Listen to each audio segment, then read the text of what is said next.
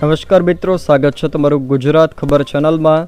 રાજ્યના છૂટાછવાયા વિસ્તારોમાં હાલ સારો વરસાદ વરસી રહ્યો છે, ત્યારે આજે પણ રાજ્યના કેટલાક વિસ્તારોમાં ભારેથી અતિ ભારે વરસાદની શક્યતા છે। આજે ખાસ કરીને સૌરાષ્ટ્ર, કચ્છ અને દક્ષિણ ગુજરાતના કેટલાક વિસ્તારોમાં વરસાદનું જોર વધુ જોવા મળી શકે છે। આજે કયા કયા વિસ્તારોમાં ભારે વરસાદની શક્યતા છે એ તમામ માહિતી વિશે વિડીયોમાં આગળ વાત કરીશું, તો છેલ્લે સુધી જોતા રહેજો। તે પહેલાં તમે મારી ચેનલમાં નવા છો તો ચેનલને સબસ્ક્રાઇબ કરી લેજો, જેથી મારા આવનારા તમામ વિડીયોની માહિતી તમારા સુધી પહોંચી શકે। સૌથી પહેલાં મિત્રો વાત કરીએ તો છેલ્લા 24 કલાકમાં રાજ્યના 122 તાલુકાઓમાં વરસાદ વરસ્યો છે, જેમાં સૌથી વધુ વરસાદ દેવભૂમિ દ્વારકામાં 14.6 ઇંચ વરસાદ વરસ્યો છે, તો પોરબંદરમાં 10 ઇંચ વરસાદ વરસ્યો છે।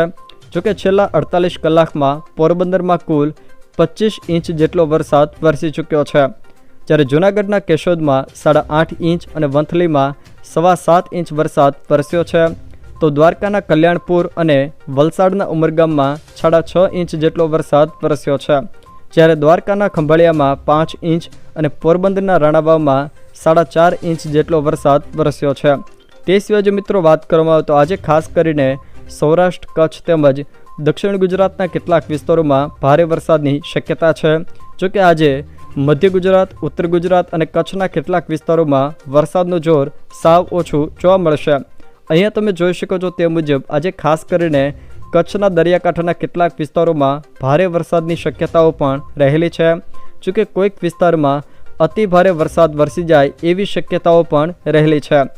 સૌરાષ્ટ્રની જો વાત કરવામાં તો સૌરાષ્ટ્રમાં આજે ખાસ કરીને પોરબંદર, જૂનાગઢ, ગીર સોમનાથ, રાજકોટ, બોટાદ, ભાવનગર, અમરેલીના કેટલાક વિસ્તારો, જામનગરના કેટલાક વિસ્તારો, જ્યારે દેવભૂમિ દ્વારકાના કેટલાક વિસ્તારો, આ જે વિસ્તારો છે તેના છૂટાછવાયા વિસ્તારોમાં કોઈક સ્થળે હળવોથી મધ્યમ વરસાદ તો કોઈક સ્થળે ભારે વરસાદ પણ વરસી શકે।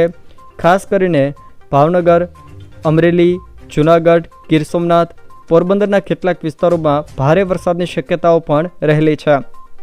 તે સિવાય દક્ષિણ ગુજરાતના વિસ્તારોની જો વાત કરવામાં આવે તો દક્ષિણ ગુજરાતમાં નવસારી અને વલસાડના કેટલાક વિસ્તારોમાં પણ ભારે વરસાદની શક્યતા છે। તે સિવાય સુરત, ડાંગ, તાપી, નર્મદા આ જે જિલ્લાઓ છે તેના છૂટાછવાયા વિસ્તારોમાં પણ હળવોથી મધ્યમ વરસાદ જોવા મળી શકે છે, જ્યારે અમદાવાદ, ખેડા, આણંદ, વડોદરા, પંચમહાલના કેટલાક વિસ્તારો, જ્યારે સાબરકાંઠા, બનાસકાંઠાના કેટલાક વિસ્તારોમાં પણ આજે હળવોથી મધ્યમ વરસાદ કોઈક સ્થળે જોવા મળી શકે છે। જોકે આજે ખાસ કરીને કચ્છ, સૌરાષ્ટ્ર અને દક્ષિણ ગુજરાતના વિસ્તારોમાં વરસાદનું જોર વધુ જોવા મળશે।